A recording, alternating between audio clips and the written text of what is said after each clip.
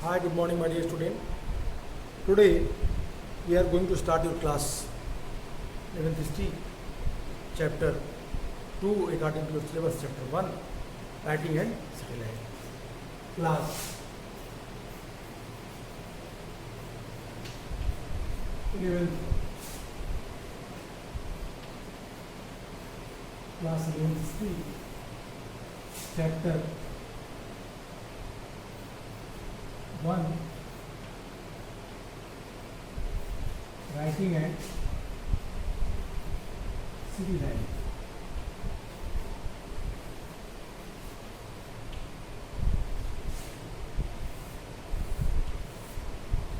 In this chapter,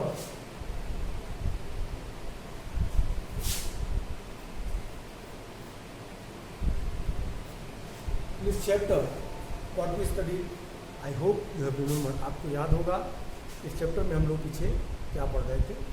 हम लोगों ने इस चैप्टर में कई सारे टॉपिक्स कवर किए। हम लोग urbanisation in southern Mesopotamia,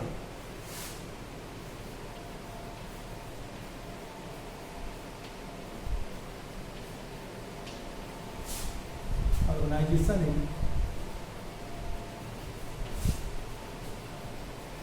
southern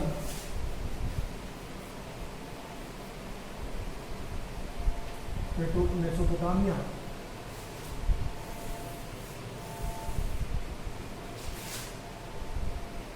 temples and king.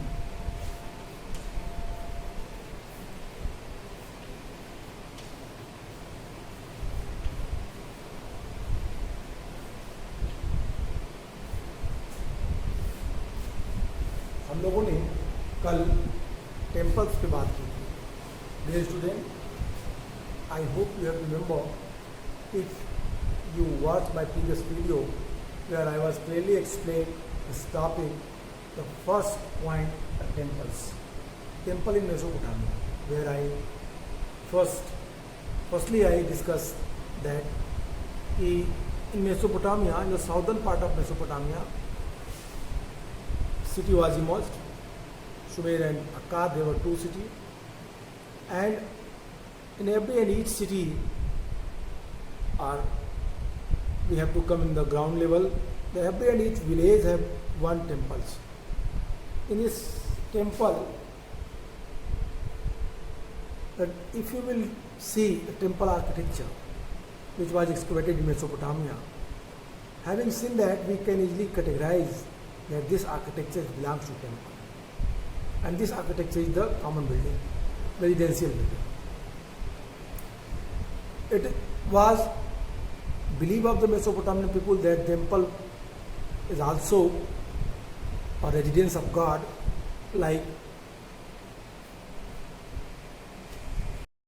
So I hope कि टेम्पल के बारे में जो हमने बात की, उनके टेम्पल आर्किटेक्चर के आधार पर आप इन चीज़ों को समझ सकते हैं कि वो मंदिर थे, उनके बिल्डिंग जो थे, जो मंदिरों के बिल्डिंग्स थे, उनके रेजिडेंशियल बिल्डिंग से अलग थे। ये अलग बात थी कि मेसोपोटामियन लोगों का मानना था कि मंदिर भी गॉड के रेजिडेंस होते हैं, गॉड के घर होते हैं। और फिर हमने आपसे वहाँ के दो गॉड के नाम बताए थे। उर, मून जो थे, God of moon they called उर, और मैंने इन्नाना का नाम लिया था। इन्नाना जो लव एंड वार की देवी थी, goddess of love and war, Inanna, and moon god he was called Ur. Except it, I was discussed that the boundary of the temple, where I was discussed that कि the temple architecture gradually stages, फैलते चले गए, बढ़ते हुए मंदिर के अहाते में, मंदिर के कॉर्टयार्ड में छोटे छोटे कमरे बनने लगे, और धीरे धीरे मंदिर एक इकोनॉमिक सेंटर के रूप में भी अपने को स्थापित करने लगा। रिलीजियस सेंटर तो था ही, रिलीजियस सेंटर के साथ साथ एक इकोनॉमिक सेंटर के रूप में भी ये बनने लगा, और यहाँ से मंदिर एक नए स्वरूप में आने लगा। एक्सकवेशन में एक पतली लेयर, थिक लेयर मिली, इस पे हड्डी के, मछलियों की हड्डी के, जानवरों की हड्डियों के और अनाज के दाने बिखरे हुए मिले। इससे ये पता लगता है कि बड़े पैमाने पे ये लोग क्या करते थे, अपने भगवान को कुछ न कुछ चढ़ावा चढ़ाते थे, भेंट बलि ये सब वो देते थे। इसके एविडेंस हैं ये हड्डियाँ, ये मछलियों के कांटे, ये सब चीज़ें ये बात प्रूव करती हैं। इन सारी चीज़ों के बारे में हमने आपसे कल बात की थी। और फिर मैंने कहा था, in spite of natural fertility agriculture was subject to hazard the natural outlet channels of the Euphrates would have too much water one year and flat of crops. मैंने आपसे कहा था कि लास्ट क्लास में कि यूफ्रेट्स की जो धाराएं थी वो कई शाखाओं में बट के इस क्षेत्र को इरिगेशन फैसिलिटीज प्रोवाइड कराती थी, सिल्ट लाती थी। इस सिल्ट से अलोवियल सॉइल्स का निर्माण होता था और ये जो अलोवियल सॉइल्स ये लाती थी नदियाँ अपने के साथ, वो उसमें उपजाऊपन अधिक होने के कारण, फर्टिलिटी रेट अधिक होने के कारण ये काफ़ी क्या थी, उनके लिए लाभदायक थी। लेकिन एक प्रॉब्लम इनको फेस करनी पड़ती थी और वो प्रॉब्लम थी कि कभी कभी इस नदियों के चैनल्स में बाढ़ आ जाती थी और बाढ़ आती थी तो ये लोग, उनकी पूरी फसलें डूब जाती थी और कभी कभी बारिश न होने के चलते सूखा पड़ जाता था। तो तब भी इनके लिए नेचुरल कैलेमिटी के रूप में आती थी, नेचुरल डिजास्टर के रूप में आती थी, आपदा के रूप में आती थी, सूखा, बाढ़। एक मानोमेड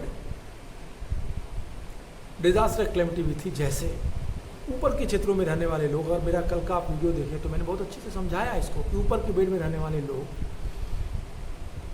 अपने एरिया के नहरों और नदियों से सिल्ट को नहीं निकालते थे, बेड पूरी सिल्ट से फटी रहती थी, पानी पूरा ऊपर के क्षेत्रों में रहता था और वो लोग उस सिंचाई कर लेते थे। नीचे के लोग जो थे बेड के, वो जो रिवर बेड के नीचे वाले पार्ट में थे, वहाँ पे वो चीज़ें नहीं पहुँच पाती थी और ये लोग क्या पाते थे, पूरी तरीके से पानी की कमी के कारण इन दोनों के बीच कॉन्फ्लिक्ट्स होते रहते थे, झगड़े होते रहते थे। झगड़ों का मूल कारण यही था। अब यहीं से आपका दूसरा टॉपिक शुरू होता है किंग का। किंग, राजा का रोल क्या था, मैंने आपको बताया था किंग के बारे में। मैंने कहा था किंग जो था ये बेसिकली क्या था, एक हेडमैन की तरह था।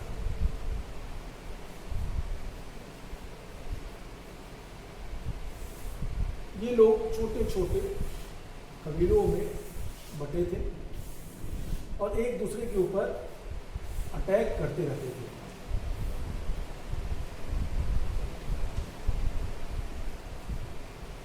एक दूसरे के ऊपर अटैक करते रहते थे। इसमें जो राजा किंग जीतता था और जो राजा किंग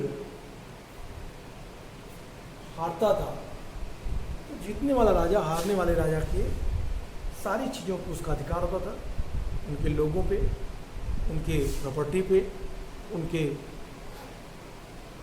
जो ह्यूमन रिसोर्स थी उसके ऊपर, हर चीज़ पे, उनके वस्तुओं पे। तो वो इन लोगों को अरेस्ट करता था, कैप्चर करता था और अपने लिए इनका यूज करता था। इनके जो लूटे गए वेल्थ थे, धन थे, ट्रेजरी थी, उसको वो अपने लोगों में बांटता था, अपने लोगों में बांट के अपने लोगों को खुश करता था राजा। और जो ये सेना, हारी हुई सेना के लोग थे, उन्हें वो अरेस्ट करके गार्ड के रूप में, वर्कर्स के रूप में, एजेंट्स के रूप में, स्लेव्स के रूप में काम लेते थे। यहीं से स्लेवरी सिस्टम के बारे में भी मालूम चल जाता है कि मेसोपोटामिया में स्लेवरी सिस्टम भी रही होगी। ये लोग स्लेव बनाते रहे होंगे, ऐसे लोग स्लेव के रूप में ही काम करते रहे होंगे। और फिर इन चीज़ों के बारे में राजा का कॉन्सेप्ट यहाँ पे हमको दिखाई देता है। साथ साथ मैंने आपको ये भी बताया था कि अब एक और कॉन्सेप्ट आया टेम्पल का। किंग का और टेम्पल का कॉन्सेप्ट एक दूसरे से जुड़ने लगा। क्या जुड़ने लगा, अब युद्ध में अगर वार में कोई राजा जीतता था और वो ट्रेजरी, उनकी खजाने को जीत के वो देता था, तो उनके खजाने का प्रयोग किसके लिए देता था, दान देता था, किसके लिए, beautification of the temple.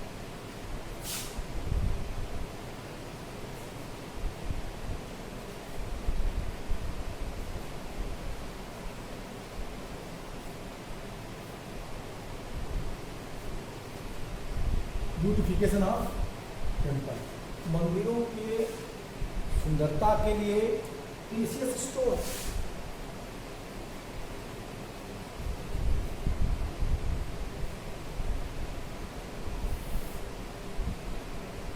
Precious stone,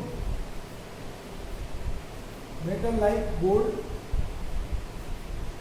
silver भी ये क्या करते थे, अपने मंदिरों को राजा, हारे हुए राजा से जीत करके दान देना शुरू कर दिया था। तो यहाँ पे मंदिरों के ब्यूटिफिकेशन की जो परंपरा शुरू हुई तो हमें प्राचीनतम इसका एविडेंस हमको मेसोपोटामिया से मिलता है। हमने आपको इसके पहले के टॉपिक में अनमरकर की एक स्टोरी सुनाई थी और हमने आपको टेबलेट्स के बारे में आपको बताया था। आई होप आपको याद होगा, I hope you have remember that what I taught you in my previous video where I told you that Enmerkar was epic character of the Mesopotamian literature, और आप कह सकते हैं कि महाकाव्य का एक नायक था। And for the beautification of the temple you want some precious stone, so that's why क्या किया उसने, अपने मैसेंजर को अरट्टा भेजा। वो स्टोरी मैंने सुनाई किया। फिर बाद में उसका मैसेंजर उन चीज़ों को ठीक से नहीं कह पाया, टेबलेट के माध्यम से उस पर लिख के अनमरकर ने उसको भेजा और फिर वहाँ से वो चले आए। तो ये चीज़ें कहानियाँ बता रही थी कि वो मंदिरों की ब्यूटिफिकेशन के लिए काम कर रहा था। तो आप इस चीज़ों को उसी से जोड़ दीजिए, आप इन चीज़ों को उससे जोड़ दीजिए और आपको क्या जुड़ेगा, आपको यहाँ मिलेगा कि टेम्पल का ब्यूटिफिकेशन का काम की जिम्मेदारी किसके पास थी, राजा के ऊपर थी। राजा ये काम आसानी से करता था। इन चीज़ों को पढ़ने के बाद हम लोगों ने कुछ और बातों को देखा था। जैसे हमने कहा था कि जब किसी क्षेत्र में लंबे समय तक लड़ाइयाँ चलती थी और इस लड़ाइयाँ में, इस युद्ध में जो लोग जीतते थे वे अपने फॉलोअर्स के साथ, अपने अनुयायियों के साथ, अपने सेना के साथ जो लूट का माल था वो आपस में बांट लेते थे। हारे हुए समूह के लोगों को वो लोग बंदी बना करके अपने साथ ले जाते थे, जिन्हें वो अपने गार्ड के रूप में, अपने नौकर के रूप में रखते थे। ये नेता, ये जीत स्थायी नहीं होती थी। जाहिर सी बात है, समय समय में युद्ध हमेशा हुए हैं मेसोपोटामिया में भी। तो ये लोग अपने को स्थायी रूप में नहीं रखते थे, आज यहाँ आए तो कल चले जाते थे। लेकिन धीरे धीरे इनके इस परिस्थितियों में बदलाव आया, नई नई संस्थाएं, नई नई ऑर्गेनाइजेशंस, नई नई चीज़ों को विकसित किया गया और ये लोग अब स्थायी रूप में रहने की परंपरा शुरू की। यहीं से गांव का विकास, विलेज,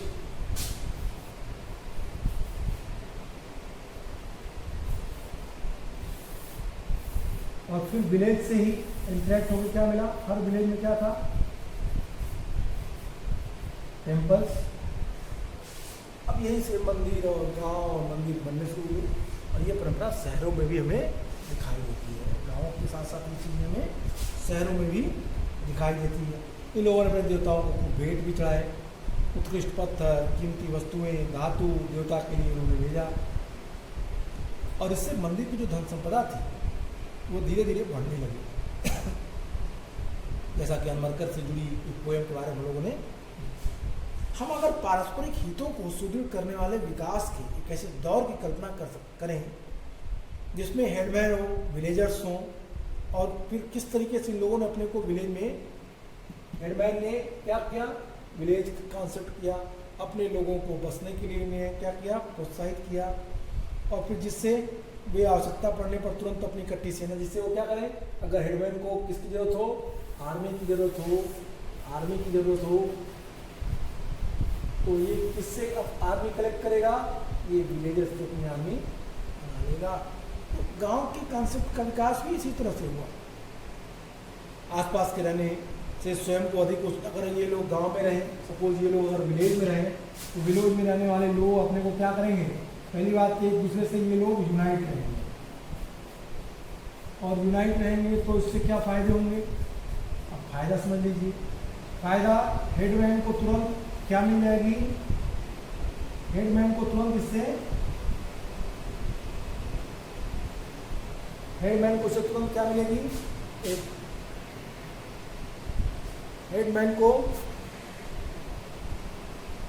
को इससे तुरंत एक क्या मिल जाएगी, हेडमैन को इससे तुरंत ही विलेज में रहने वाले लोगों से एक सेना मिल जाएगी, आसानी से सेना ले सकते हैं।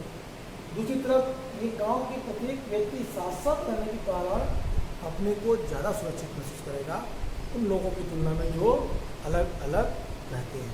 इस तरह से इसका अपना एक फायदा भी था। अब यहाँ से कुछ चीज़ें और, जैसे अगर आप देखें सबसे पुराने मंदिर, इसके अलावा कुछ लोग जो थे, मान लीजिए सपोज करिए कि आप एक कल्पना करिए, इमेजिन करिए कि किस तरीके से ये लोग गांव का विकास किए होंगे, किस तरह से ये लोग शहरों में रहे होंगे, किस तरीके से इनका डेवलपमेंट प्रॉपर वे से हुआ होगा। इन सारी चीज़ों को आप समझने का प्रयास करें तो आप समझ जाएंगे आसानी से कि गांव में लोग एक साथ इसलिए रहे क्योंकि वो अपनी सुरक्षा चाहते थे। हेडमैन इसको प्रमोट इसलिए किया होगा क्योंकि उसे सेना चाहती थी, और सेना की मदद से ही एक दूसरे के ऊपर क्या कर रहे होंगे, अटैक करके ये लोग अपने राज्य का विस्तार करते होंगे, वस्तुएं लूटते होंगे और अपनी संख्या बल में वृद्धि करते होंगे। तो हर चीज़ एक दूसरे से कनेक्टेड है, और जीतने के बाद ये क्या करते होंगे, मंदिर बनवाए और मंदिर का ब्यूटिफिकेशन के लिए काफ़ी अच्छा पैसे खर्च किए होंगे। तो ये सारी चीज़ें अगर आप एक साथ जोड़ें, उरुक की बात अगर हम करें, उरुक जो इन दिनों सबसे पुराने मंदिर नगरों में से था, से हमें सशस्त्र वीरों और उसमें हताहत हुए शत्रुओं के चित्र मिलते हैं, और सावधानीपूर्वक किए गए जो एक्सकवेशन है, एक्सप्लोरेशन है, 3000 BC के आसपास तब तक उरुक नगर 250 हेक्टेयर में फैला हुआ था। इसके कारण दर्जनों छोटे छोटे गांव उजड़ गए, बड़ी संख्या में आबादी माइग्रेट हुई, एक जगह से दूसरी जगह, एक सेंचुरी से दूसरी सेंचुरी के बाद फिर नए नगरों का विकास हुआ, और फिर आप ऐसे कह सकते हैं कि इसका विस्तार शताब्दियों बाद फले फूले मोहनजोदड़ो नगर से दोगुना था। मतलब जो इंडस वैली सिविलाइजेशन थी, मोहनजोदड़ो थी, मोहनजोदड़ो, इसके बारे में ये सिटी हमारे इंडस वैली की थी।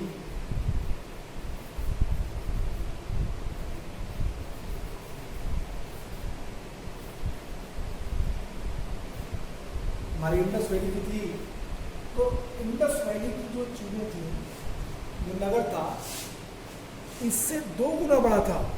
कौन सा? ये मोहनजोदड़ो, सॉरी ये मोहनजोदड़ो से 2 गुना बड़ा था। कौन? मेसोपोटामिया। मेसोपोटामिया से 2 गुना बड़ा शहर था।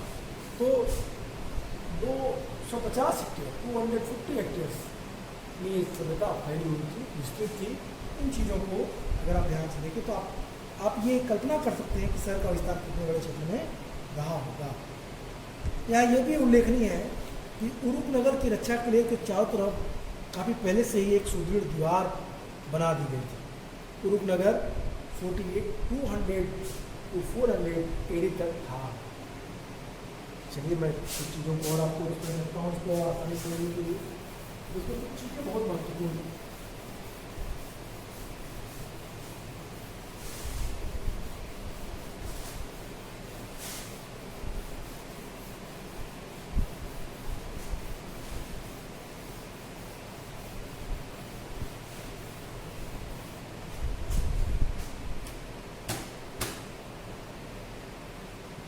चलिए पहले हम समझते हैं उरुक सिटी।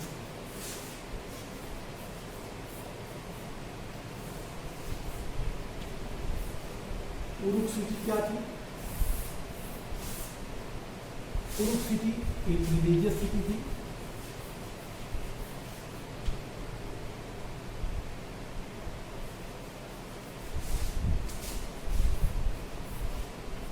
उरुक सिटी एक रिलीजियस सिटी थी।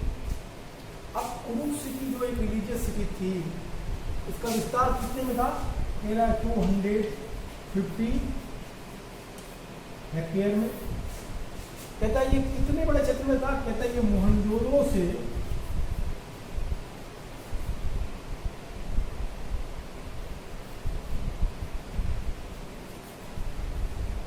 मोहनजोदड़ो से 2 टाइम बड़ा था, 2 गुना बड़ा था।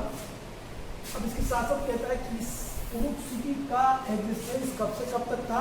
तो कहता है 4200 BC to 400 CE तक ये नगर था। ऐसा ही कह रहा है बुक आपका, ध्यान से देखिए। कहता है वी कैन इमेजिन, सॉरी, कहता है the Uruk you find a depiction of armed heroes and their victims, and carefully archaeological survey have shown that around 3000 BC, when Uruk grew to enormous extent, 250 hectares, twice as large as Mohenjo-daro, would be in later centuries. Dozens of small villages were deserted. There had been a major the population shift significantly.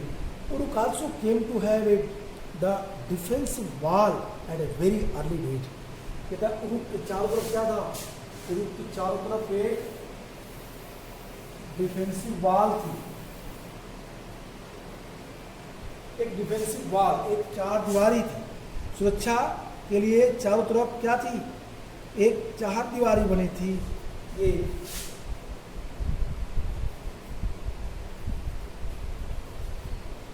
ऐसा नहीं था कि आप अगर Indus के शहरों के बारे में पढ़ेंगे तो आपको वहाँ पे भी क्या मिलेगा?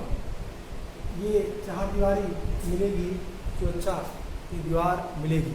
तो उरुक में काफ़ी पहले इस सुरक्षा की दीवार बनी हुई थी। कहता है इस नगर का एग्जिस्टेंस कितने दिन था? The site was continuously occupied from about 4200 BC to about 400 CE and by about 2800 BC it had expanded to 400 AD. कहता है जो ये उरुक सिटी थी, 200 BC to 400 CE के बीच तक इसका एग्जिस्टेंस था। और कहता है 2800 BC के आसपास ये नगर क्या हुआ? 400 हेक्टेयर में बदल गया। पहले कितना बड़ा था? 250 हेक्टेयर, लेकिन 1800 BC के आसपास, 2800 BC के आसपास आते आते कितना हो गया? 400 हेक्टेयर तक हो गया। मतलब उरुक शहर जो था, जो एक रिलीजियस सिटी थी, जो एक धार्मिक नगरी थी, वो धीरे धीरे काफ़ी बड़े क्षेत्रों में फैलने लगी और इतने बड़े क्षेत्रों में फैल गई इससे ये सभ्यता एक नए स्वरूप, एक नए आकार को। अब आप एक कल्पना कर सकते हैं कि इस मेसोपोटामियन सिविलाइजेशन की जो एक रिलीजियस सिटी थी उरुक, हमने शुरुआत में ही कहा कि जो शहर का फॉर्मेशन है तो तीन तरह से हमने बात की थी, एक रिलीजियस, एक कल्चरल और एक ट्रेड बेस्ड। तो रिलीजियस बेस्ड सिटी उरुक थी, टेम्पल रहा होगा और टेम्पल के आसपास सभ्यता विकसित हुई थी। टेम्पल आर्किटेक्चर के बारे में हमने बात की, हमने आपसे डिस्कस किया।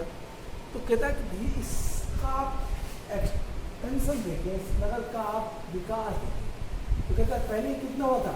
250, बाद में कितना बड़ा होगा ये?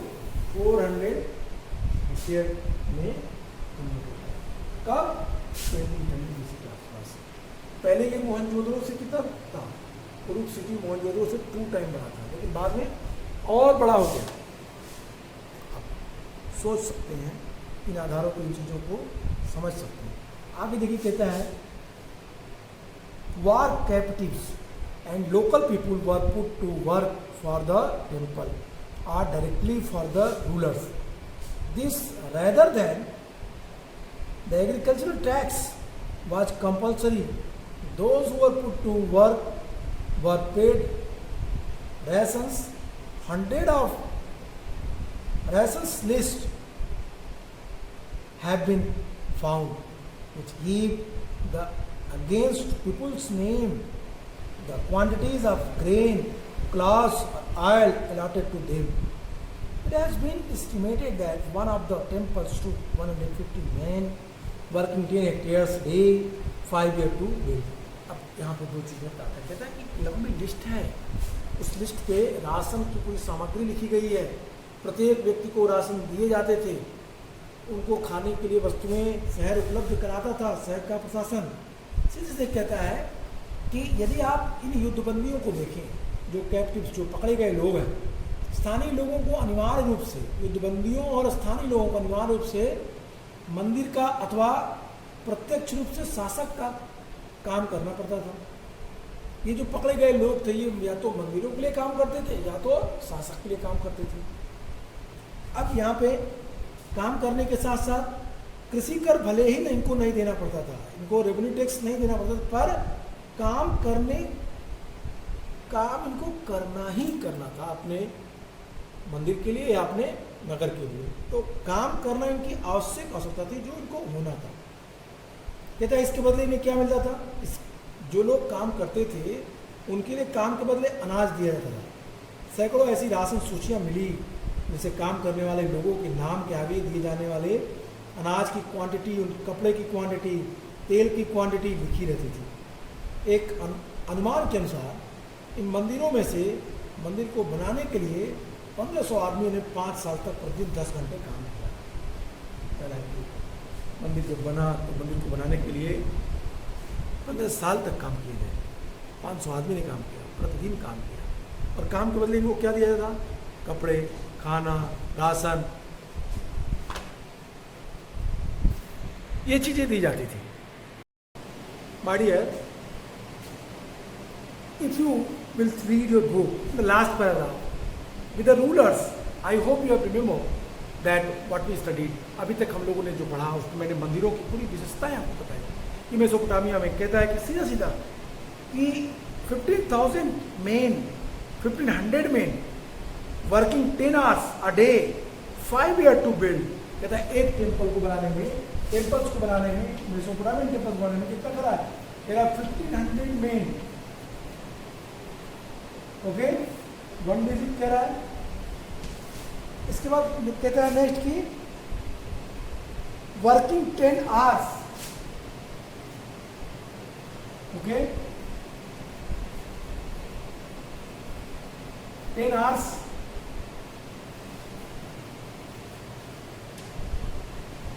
working, 10 hours working a day, 10 hours working a day, and कहता है 5 years to build। कितना टाइम लगा? इसके बाद भी टाइम कितना लगा? 5 years।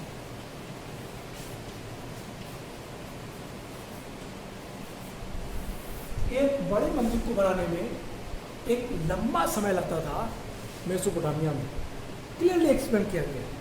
लास्ट पैराग्राफ इस टॉपिक का अगर आप ध्यान से देखें तो कहता है with rulers commanding people to fetch stone और metal ores to come and make bricks और lay the bricks for temples और else to go out distant country to fetch suitable materials. There were also technical advance to Uruk around 3000 BC. Bronze tools came into use for various craft. Architects longed to construct brick columns, there being no suitable wood to bear the weight of the roof of large halls. Hundreds of people were put to work at making and the baking clay cones that could be pushed into temple walls, painted in different colors, creating a colorful mosaic in the sculpture. There were superb achievements, not easily available clay, but an important stone. And then there was a technological landmark that we can say is appropriate to an urban economy. The potter's wheel in a long run, the wheel enables the potter's workshop to mass produce dozens of similar pots time. My dear, उन्होंने अपने मंदिरों को सजाने के लिए कितना काम किया। कहता है कि उन्होंने कुछ मिट्टी के बने हुए टेबलेट्स में क्ले सबके लिए टेबलेट्स में काफ़ी दिनों तक उस पर काम किया। कहते हैं कि उसमें जिस मंदिर को बनाने के लिए 1500 आदमी 5 साल तक लगातार 10 घंटों तक काम किया। शासक की आज्ञा पे, जो किंग था उसके ऑर्डर पे लोग पत्थर खोदते,